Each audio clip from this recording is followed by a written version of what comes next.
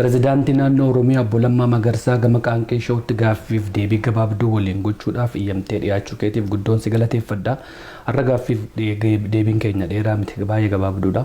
Mee gama sanaatu otoo hin qaxxaamurin Obbo Lammaa maayikii kee akka sagaleen sirriitti dhaga'amuu fi ol qabii naa sirreessi. Galatoomii Obbo Lammaa. Egaa fincilli diddaa gabrummaa biyya keessaa uummanni Oromoo kaabaaf kibba ba'aaf dhiya giddu galeessa tuun jirin baadiyyaaf magaalaan isinirratti ka'ee jira. Kana akkuma yeroo darbe dubbanne. Kanarratti immoo komaandi poostiin ajajamee yeroo ammaa mootummaan naannoo Oromiyaa hojii malee jira.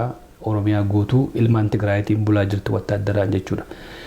Uummata kana uummata hiriira nagaatiif ka'e kana qabbaneessuu akkamitti qabbaneessitan? Tarkaanfiiwwan barbaachisoo ta'an rakkoo keessa galle keessaa nu bahuudhaaf nu dandeessisan hundaa fudhachuudhaan yoo nageenye jira. Yoo nageenye jira jechuun keessan maal jechuudha Obbo Lammaa? Yoo nageenye yommuu jennu yoo xinnaa fi xinnaa carraa nu harkaa ba'e ture harka keenyatti deebisuu dandeenye jira. Kanaan Oromoo ajjeesanii hidhanii dararanii yoo nagahuu keessan keessaa noo maal argattan? Deebifnee carraa argachuu dandeenye jira. Dhaaba keenyas fayyisuudhaaf. Deebitanii ammas carraa Oromoo gabroonfachuu, carraa Oromoo ilmaan Tigraayitti gurguruu argattan. Uummatas rakkinarraa baraaruudhaaf.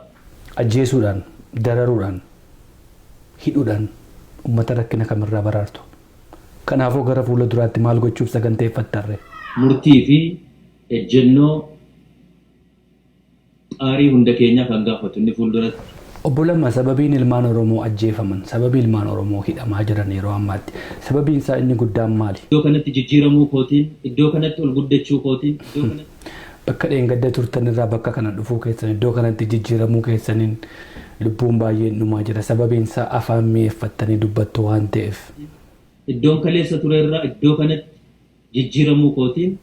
Kanaan faayidaa maalii argattu Obbo Lammaa? Faayidaa maaliin argattu? Faayidaa arganne maaliif akkas taatu? Mindaattiin argattu. Mindaa argattu. Mindaa kana dhiiga Oromoo dhangalaastanii dhiiga Oromoo lolaasaa Oromoo hiisisaa Oromoo qe'eerraa ajjeesaa mindaa maaliif ni godha? Gatiin qabu. Gatii ergiin qabu ta'anis yeroo isin wajjin gubuudhaaf gatiin qabu jechuudha nagaatti.